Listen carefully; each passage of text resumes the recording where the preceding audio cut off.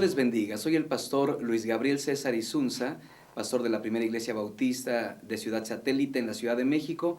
Y como siempre, un placer poder saludarles y en esta ocasión ver este apasionante tema que vamos a tratar el día de hoy, que tiene que ver con el evangelismo y la acción misionera.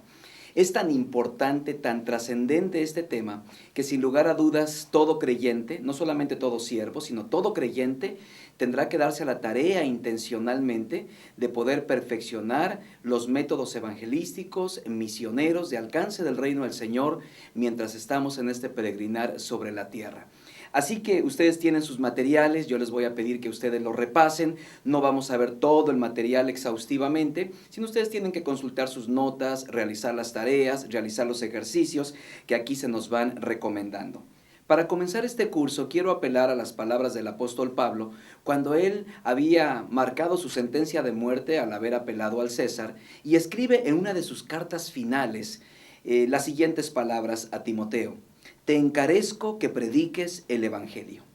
Es interesante porque él sabía que iba a morir.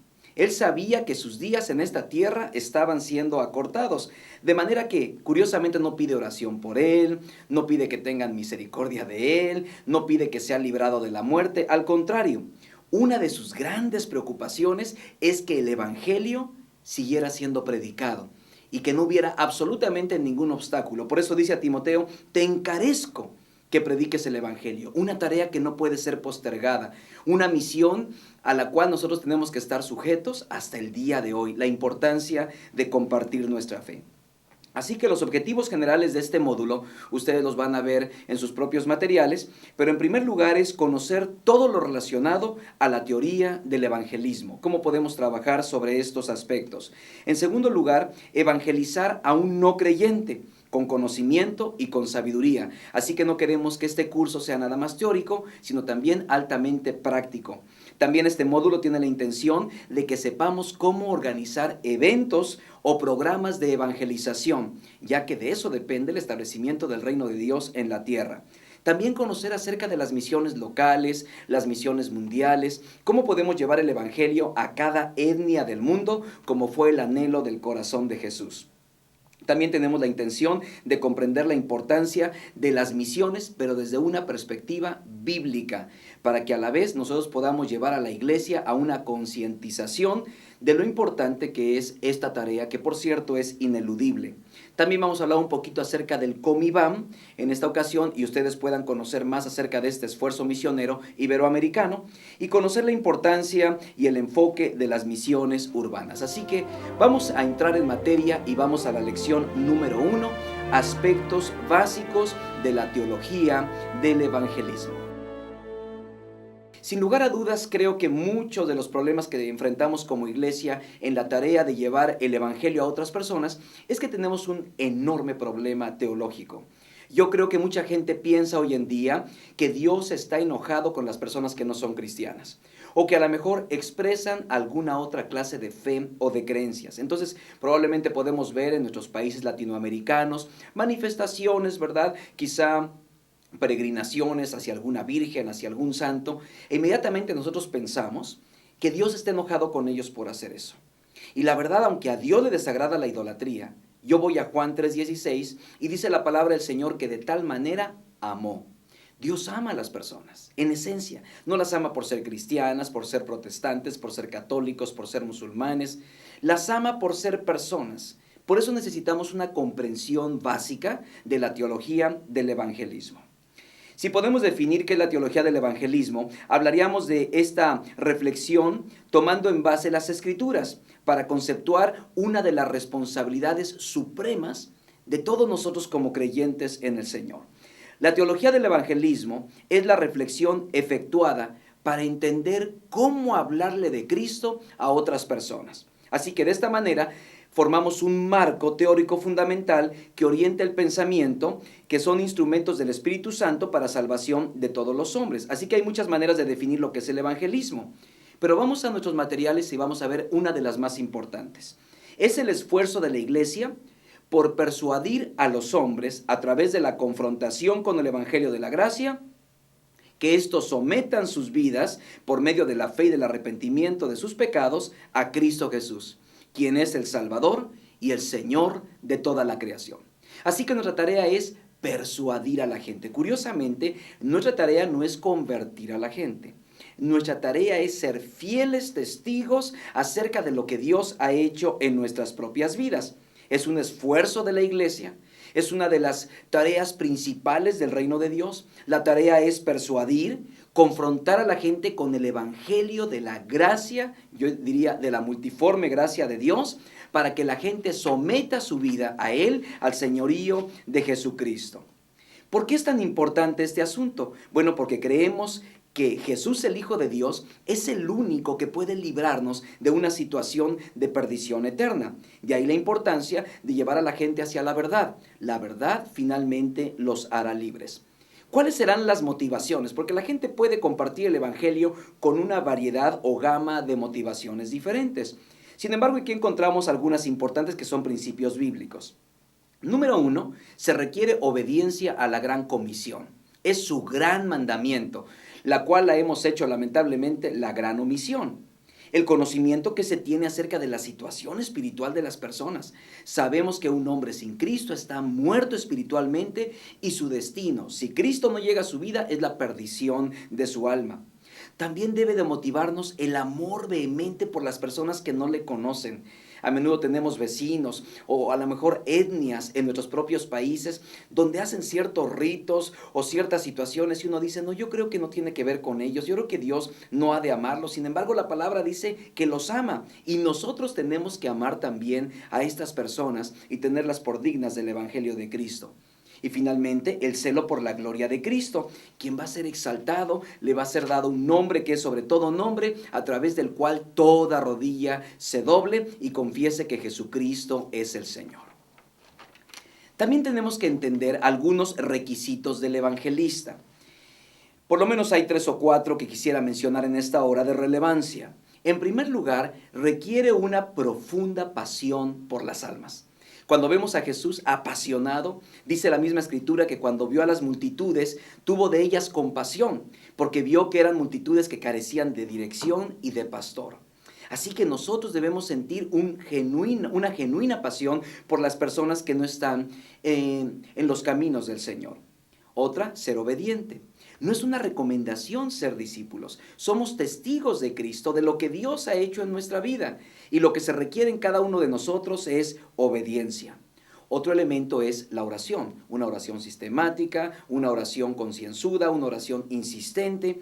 Porque sabemos que esta batalla espiritual tiene que ser librada en el poder y a través de los medios de Dios y no los nuestros. También va a requerir autoridad espiritual. Por eso Jesús dijo, me ha sido dada toda autoridad en el cielo y en la tierra. Y ahora Él nos comisiona, tanto a usted como a mí, para llevar estas buenas nuevas de salvación en el poder y en la autoridad de Cristo. También va a requerir que seamos estudiosos, que podamos prepararnos en asuntos bíblicos, teológicos, para que podamos presentar defensa para cuando nos pregunten la esperanza que hay en cada uno de nosotros. Y obviamente todo esto en el poder del Santo Espíritu de nuestro Dios. Así que eso significa que la iglesia debe hacer cualquier tipo de inversión para capacitar a las personas para la evangelización. Yo creo que son de las mejores cosas, de las mejores herramientas que cualquier iglesia pudiese tener, capacitar a los santos para la evangelización. Vayamos a la lección 2. Aspectos importantes de la salvación. Lo que queremos es tanto enumerar como definir todos los aspectos esenciales de la salvación para que sepamos de qué se trata nuestra tarea. Cuando vamos al idioma griego en que se escribió la Biblia, la palabra salvación viene de una palabra griega que es sotería, que literalmente significa liberación. Así que cuando nosotros estamos salvando a una persona o estamos siendo instrumentos en las manos del Señor, la idea es que nosotros podamos definitivamente ejercer la acción del Espíritu Santo para que las personas puedan ser libres de los poderes que abaten al hombre actual, como son el mundo con toda su fascinación, también el demonio con todas sus artimañas y la propia carne. Y además necesitamos ofrecerle a la gente en Cristo Jesús una vida eterna en el cielo con Dios. Así que esta palabra habla de liberación. Vamos a ver algunos hechos que ocurren en la salvación. Número 1, la reconciliación. Lo que queremos es que el hombre vuelva a relacionarse con Dios como había sido el anhelo principal de su corazón. Una armonía, una paz, un gozo que se desprenden de que la gente esté caminando cerca del Señor. Segundo, redención. Redención habla de pago. Cuando Cristo muere en la cruz del Calvario, paga un precio por usted y por mí. Y la gente necesita entender que hemos sido vendidos al pecado y que Cristo paga un precio a través de su muerte para que nosotros podamos ser librados de él. El tercer elemento es la expiación, que es una palabra griega que significa aplacar la ira de un Dios enojado. Precisamente es lo que hace la obra de Cristo, que simplemente va a satisfacer todas las demandas exigidas por Dios. Un elemento más es la justificación. Es el medio por el cual Dios nos recibe como justos a través de la sangre preciosa de Cristo Jesús. Y finalmente la regeneración, donde Dios pone en nosotros una nueva vida, una semilla que empieza a dar fruto a través de nuestro proceso de santificación para que lleguemos a ser como Jesús. Hay que entender que la obra de convicción la realiza el Espíritu Santo. Es decir, no existe salvación si el Espíritu Santo no obra. Es la obra de Dios en nosotros, usándonos a nosotros, pero a través del santo y poderoso Espíritu del Señor. Así que Dios va a llevar al hombre a una crisis espiritual, le va a provocar una sed espiritual, y esta sed espiritual es la oportunidad para que nosotros compartamos con el perdido la esperanza que tenemos en Cristo Jesús. También se puede hablar acerca de los privilegios de ser salvo. La verdad es que son grandiosas tanto las posiciones como las posesiones que Dios nos da de forma instantánea y simultánea cuando hemos hecho una decisión personal por Cristo Jesús. Por ejemplo, algunos de los beneficios y de las bendiciones: el plan eterno de Dios para con el hombre, el ser reconciliados con Dios, el ser redimidos a través de su sangre, el hecho de que somos libres de la ley, el convertirnos en hijos de Dios, que nos ha adoptado, nos ha hecho aceptables. Todos estos privilegios tenemos que hacer consciente a la gente cuando ha hecho una decisión personal por Cristo. Hay una recomendación que lean Efesios capítulo 1, 2 y 3, y ahí van a ver una lista de todos los privilegios que tenemos los que hemos puesto nuestra vida en el control y en el amor de Cristo Jesús. Entremos a la lección 3, la responsabilidad de la iglesia en el evangelismo. Hay que entender un poco de la naturaleza de la iglesia, también hay que entender parte de su papel evangelizador, y también vamos a enumerar algunos aspectos que son parte del papel vital de la iglesia. Este es un mandamiento que Cristo le dejó a la iglesia, no es una recomendación, no es una opción, es parte de su naturaleza. Hay que entender que de entrada la iglesia no es una institución humana, producto de la invención del hombre, más bien es el cuerpo de Cristo dejado aquí en la tierra para cumplir la misión que Él nos dejó. Por eso el apóstol Pedro hablaba de ser real sacerdocio, nación santa, pueblo adquirido por Dios, pero luego dice, para que anuncien las virtudes de aquel que los llamó de las tinieblas a su luz admirable. Cuando hablamos un poco de la naturaleza de la iglesia, y ustedes van a verlo en sus propios estudios, la palabra iglesia viene del griego eklesía, que significa asamblea o significa congregación. Así que la iglesia no tiene que ver con edificios, no tiene que ver con estructuras, no tiene que ver con programas, tiene que ver con gente. Y a lo que vino a salvar el Señor fue personas, no tanto programas, y es importante que lo entendamos. Ahora, ¿cuál es el papel de la iglesia? Dios va a usar los medios, pero especialmente nos va a usar a nosotros, a usted y a mí, para llevar el evangelio de Cristo. Y no hay plan B.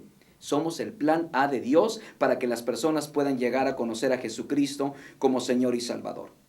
El papel de la iglesia lo podemos ver a través de varios elementos. Número 1. Reafirmar el mandato. Es necesario recordarle a la iglesia la importancia de su tarea. También es entrenar a los creyentes. No solamente los pastores debemos de animar a la gente a que comparte el evangelio, tenemos que enseñarle cómo hacerlo. De ahí los planes de capacitación.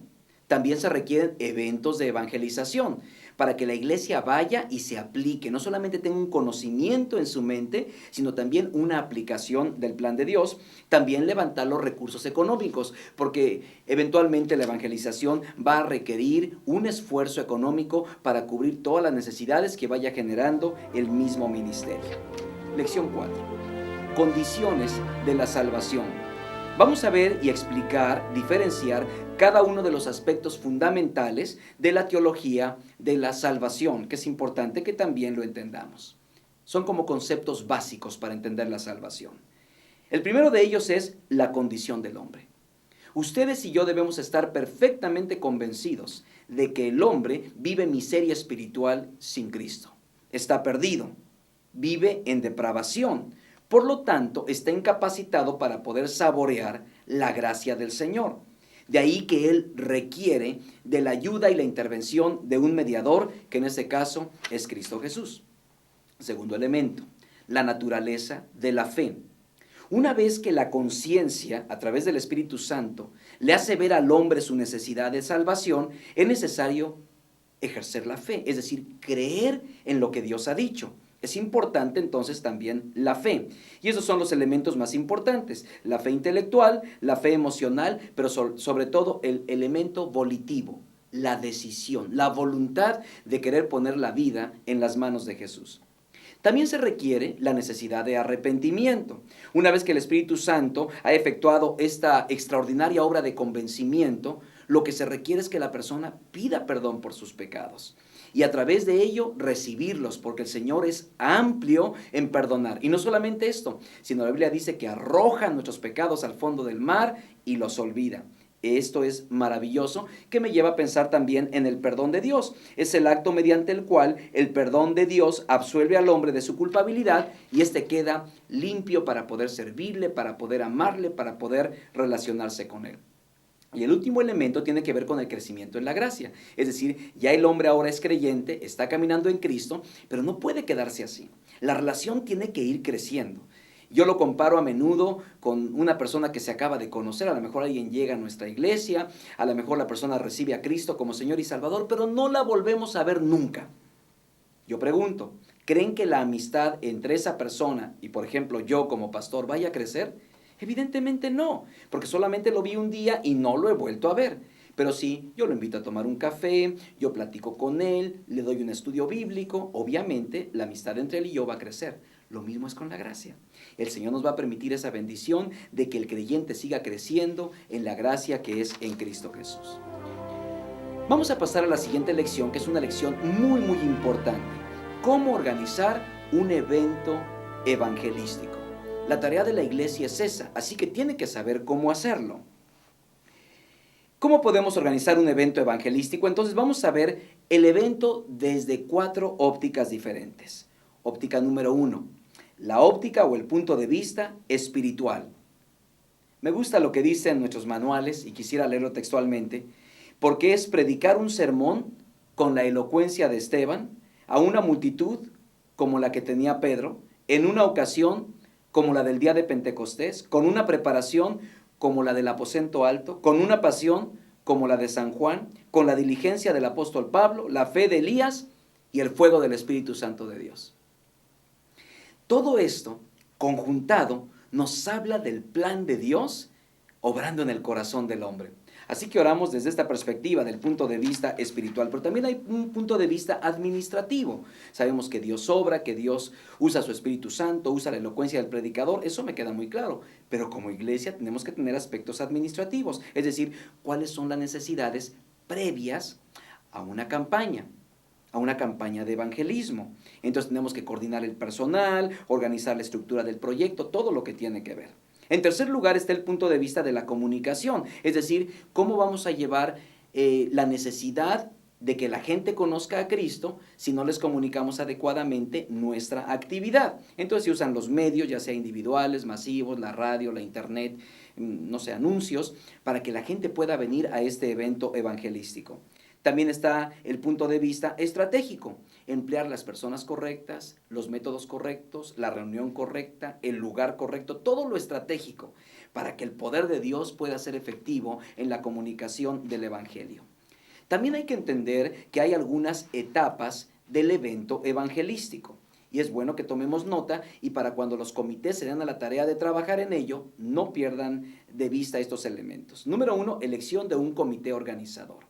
Cada iglesia debe tener personas formadas y bien comprometidas, que estén apasionadas por las almas y que sepan de administración para poder organizar un evento que lleve toda la gloria al Señor.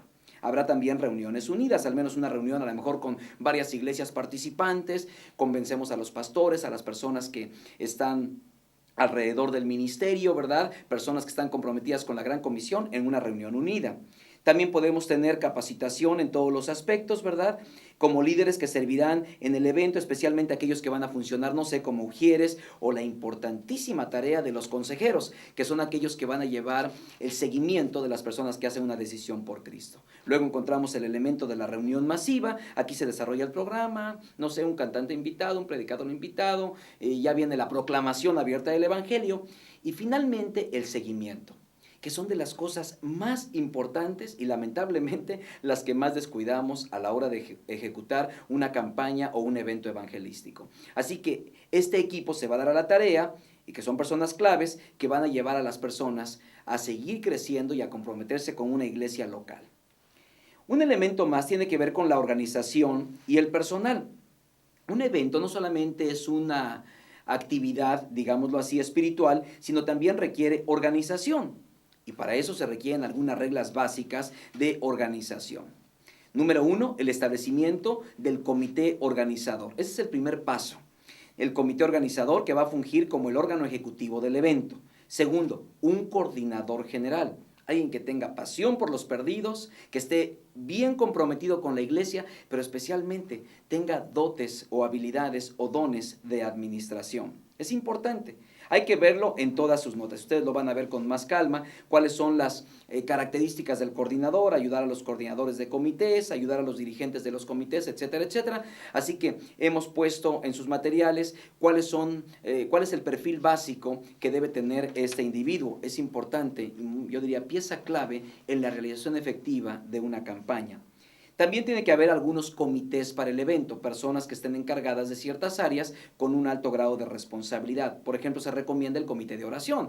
Obviamente todo esto es en el poder del Señor, no en nuestras fuerzas.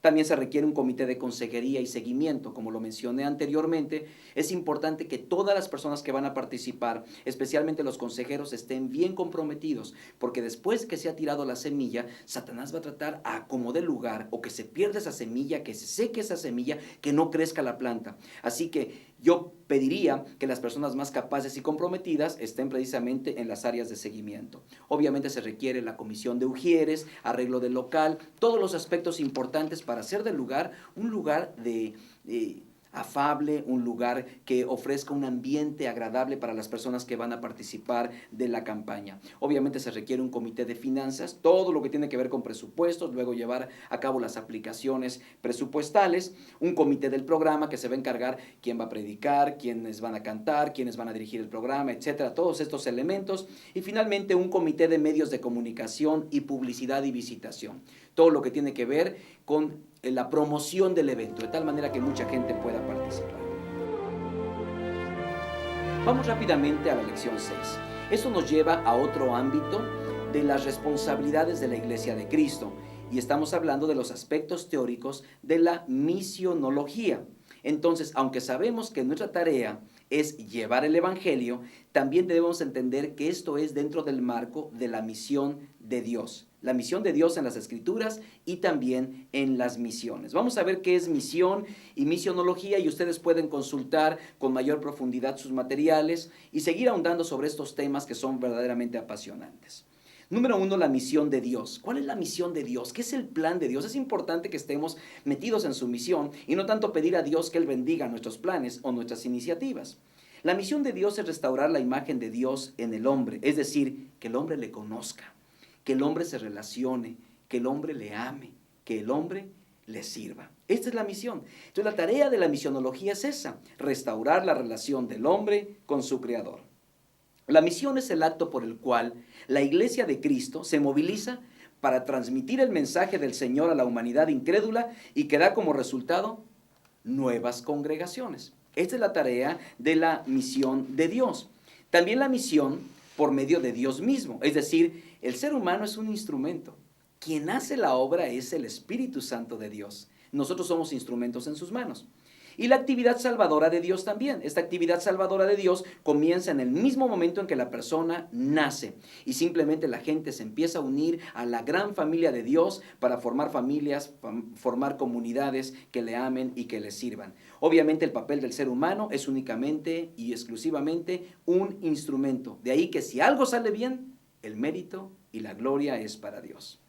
La misión de Dios en las Escrituras. Bueno, encontramos la gran comisión, ustedes y yo lo sabemos de memoria, pero la palabra del Señor en una versión dice así: yendo, haciendo discípulos en todas las etnias, poniéndolas debajo del nombre del Padre, del Hijo y del Espíritu Santo. Así que, ¿cuál es el propósito? ¿Cuál es la misión de Dios en las Escrituras? Llevar el Evangelio a toda criatura y que las criaturas se sometan a Cristo. Esa es la tarea, si podemos ponerlo como un resumen. Vamos a hablar de la taxonomía, o en pocas palabras, la clasificación de las misiones. Se ha hecho la siguiente clasificación. Están las misiones según el espacio, también misiones según el tiempo. Cuando hablamos de las misiones según el espacio, se dividen en dos, que son las domésticas, que son las misiones que albergan nuestros propios países, es decir, sin salir de nuestras fronteras. También se habla de la misión transcultural. Son aquellas que se realizan en las diferentes etnias, que se encuentran localizadas en la iglesia. Las características es que se realiza al nivel del mismo grupo étnico, y esto es importante. También hay misiones según el tiempo. Hay misiones de largo plazo y misiones de corto plazo. Las misiones de largo plazo es cuando alguien decide finalmente poder servir al Señor y entonces tiene un llamamiento de tiempo completo y se va a algún país, a alguna etnia para servir al Señor como misionero. Pero también están la misión a corto plazo. Es los viajes misioneros, a lo mejor de 2 semanas, 3 semanas, una semana, no sé, un fin de semana, pero son a lo mejor personas que reciben el llamado de Dios para poder servir en un viaje misionero y seguramente ahí Dios los puede tomar en sus manos y hacer un llamado. También hay misiones según la naturaleza de la misma misión. Puede ser a través de plantación de iglesias, personas que se dedican a sembrar iglesias en las diferentes etnias. Puede ser también ayuda humanitaria, digamos a lo mejor brigadas médicas, casos de hambruna, epidemias. Entonces puede haber alguna misión concreta para ello. También educación, es decir, las misiones a través de la docencia en los diferentes centros de enseñanza, ya sea secular o teológica, y también puede ser una misión simplemente de apoyo, donde el misionero sirve como un asistente en cualquiera de las áreas mencionadas. Es importante que entendamos este punto. Lección 7. El fenómeno de las misiones en América Latina.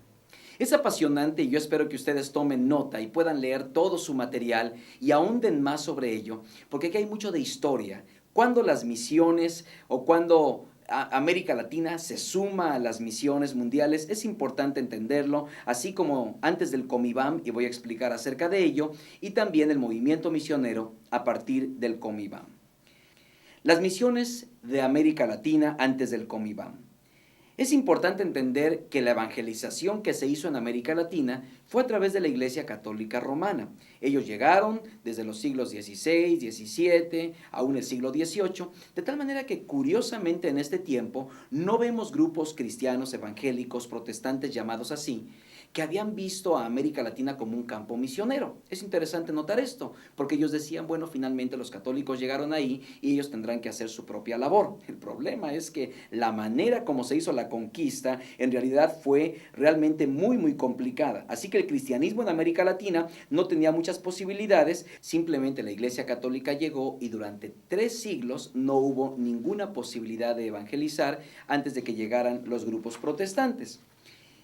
Los primeros esfuerzos misioneros se dieron básicamente hasta el siglo XIX, 1900, 1800 y 1900, donde empezaron a llegar, entre otros, algunas denominaciones. Las primeras que llegaron, nada más para recordarlas, son algunos fundamentalistas, presbiterianos, metodistas y bautistas, entre otros, que fueron los primeros misioneros que llegaron a nuestra América Latina. Países como Ecuador, como Venezuela, Chile, México, Paraguay, Perú, recibieron los primeros misioneros y son los albores, digamos así, del movimiento protestante en América Latina.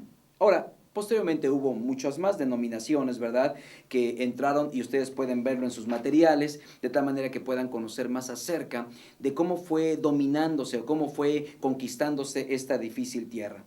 Finalmente, el ingreso de nuevas misiones. Después del año 1930 en adelante, hubo un ingreso masivo, digamos así, de todo lo que fueron las misiones en el continente, que no eran denominaciones en un sentido evangelístico, simplemente estaban llenas del poder del Espíritu Santo y ellos querían que el evangelio llegara a todos los rincones de la América Latina. El éxito de estas misiones en la década de los 60 se debió a la cooperación entre naciones entre misioneros extranjeros y también líderes denominacionales. Y viene finalmente la expansión misionera, y debemos de dejar muy claro que el movimiento pentecostal se convirtió en el brazo fuerte de la evangelización, y obviamente ellos han hecho, y hasta el día de hoy, un poderoso avance del reino de Dios. Esto fue antes del Comibam. Finalmente llegó el día del Comibam, y vamos a hablar un poquito acerca de él. Se llamó Movimiento Misionero Iberoamericano, y después se convirtió en el Congreso Misionero Iberoamericano. Estamos hablando del año 87. Ahí están sus raíces, ¿verdad? Algunos hermanos puertorriqueños, peruanos, guatemaltecos, chilenos, argentinos, en forma esporádica, pero empezaban a lanzar sus primeros misioneros, porque se veía América Latina como un pueblo todavía para evangelizar, pero no como una fuerza misionera. Así que este movimiento, digámoslo así, empezó a poner en el corazón de la Iglesia de Cristo Jesús en América Latina la necesidad de llevar misioneros a otras latitudes. Así que vino Comibam 97, y ustedes pueden ver parte de la historia, ¿verdad? Esta fue en la Ciudad de México, allá en Acapulco, y bueno, allí se estaba evaluando todo el movimiento evangelístico y misionero iberoamericano, la proyección hacia el mismo siglo, etcétera. Se hicieron revisiones a través de juntas de trabajo, y bueno, empezaba a tomar forma el trabajo misionero, pero de nuestra América Latina. Luego vino un evento verdaderamente extraordinario que fue AD 2000, que esto básicamente se encuentra a sus raíces en la India, ¿verdad? Donde se intentó reunir a todos los misioneros del mundo. Estamos hablando del año 1810, ya hace mucho tiempo, pero era la idea de llevar unir todos los criterios, todas las fuerzas evangelísticas para una evangelización masiva y también una siembra de iglesias sin precedentes. Y ustedes pueden ver en sus notas más acerca de este movimiento AD 2000, que la verdad vale muchísimo la pena. Vinieron las preocupaciones posteriores a este movimiento y cómo desarrollar y aplicar en las diferentes etnias del mundo los recursos que estábamos recibiendo nosotros o que teníamos a la mano como países latinoamericanos o iberoamericanos.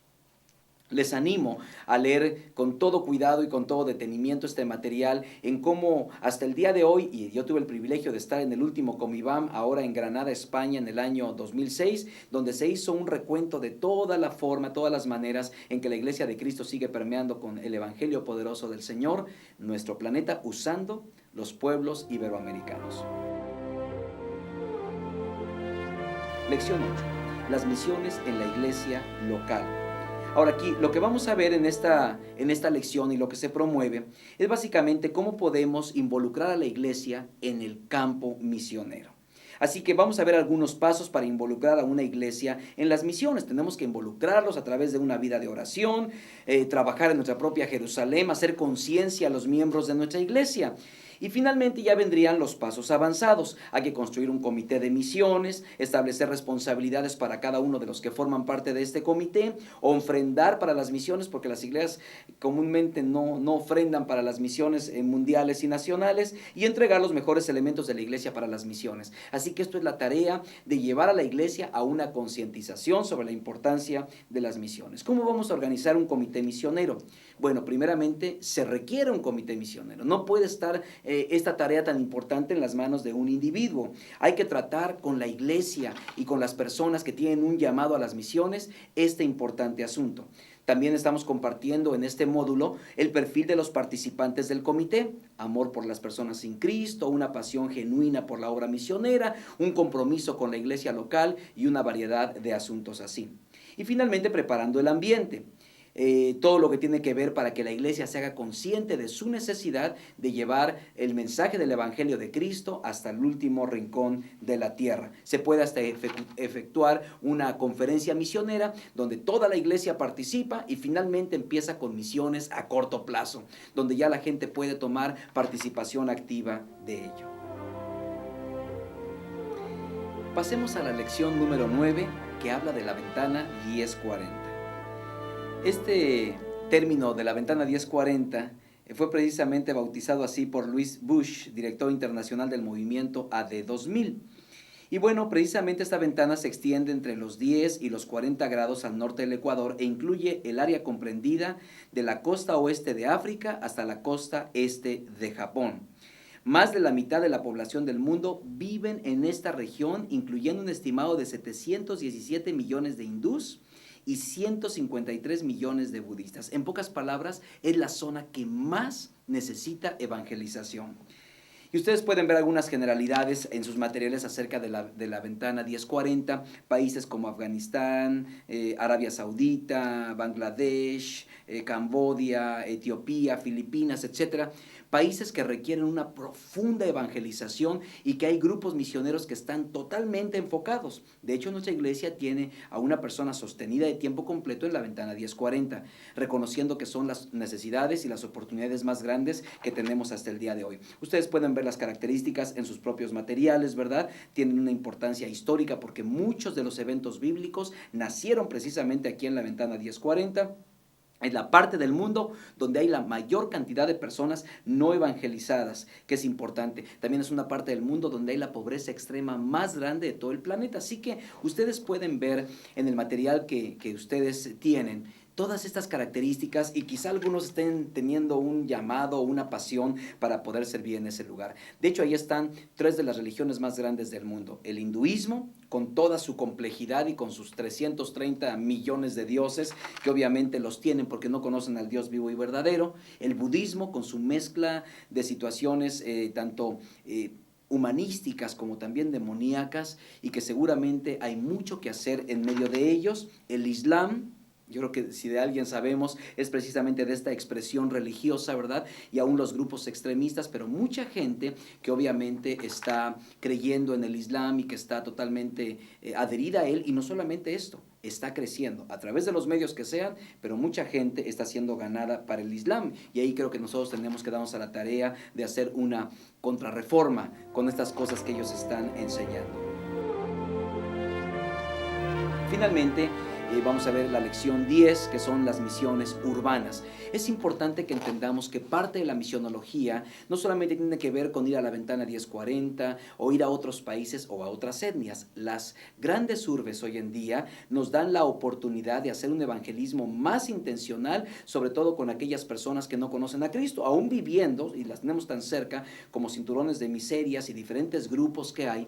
También queremos proporcionarles esta conciencia, de tal manera que son todas aquellas maneras o formas de llevar las buenas nuevas de Dios, pero en las grandes ciudades. Ustedes saben que cada gran país tiene una gran ciudad con características importantes, con subculturas, donde la iglesia también tiene que aplicarse. Y ustedes tendrán que analizar cuáles son las diferentes maneras en que podemos llegar precisamente a cada uno de estos ámbitos poblacionales para llevarles el mensaje de Cristo. Algunas ciudades, no sé, como Singapur, como Seúl, Corea, el mundo musulmán, que pueden ser como subculturas, donde la iglesia necesita aplicarse de manera intencional para llevar el mensaje de Jesucristo en su propia cultura. Hay varias maneras y yo les invito a que ustedes puedan ver las diferentes formas que la iglesia hoy en día está utilizando para llevar el evangelio de Cristo: grupos en hogares, células en hogares, evangelismo en universidades, evangelismo a través de negocios para el reino. Es decir, tenemos que buscar todas las formas en las que podamos pensar para llevar el evangelio de Cristo y hacerlo relevante a aquellas culturas. Y finalmente tenemos la lección 11, que son las organizaciones haciendo misiones en el mundo.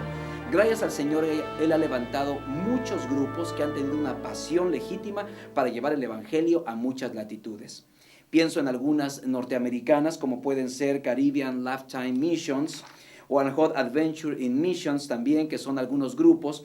Pero qué pensar también de nuestros propios grupos latinoamericanos, como puede ser la Juventud con una Misión, o Latin American Missions, o el Ministerio Evangelístico, entre otros, del Dr. Raúl Saldívar. Todos ellos con la firme intención de llevar el evangelio de Cristo a cada latitud. La tarea nuestra no es fácil, estoy convencido de ello. Hemos sido llamados a ser testigos fieles de Jesucristo aquí en la tierra. Y entre más nos apliquemos a cumplir con esa misión, el Señor se honrará de nuestras vidas y podremos establecer el reino de Dios en nuestras naciones. Que el Señor les bendiga. Cambiar el mundo es una empresa imposible de llevar a cabo para un ser humano. Pero 2 fabricantes de bicicletas decidieron cambiarlo y lo lograron. Hoy en día, la visión de los hermanos Wright se ve por doquier y el mundo nunca volverá a ser lo mismo después de ellos. Universidad para Líderes, forma personas que tengan visiones que transformen la vida de personas. Para más detalles, visítenos en internet universidadparalíderes.com.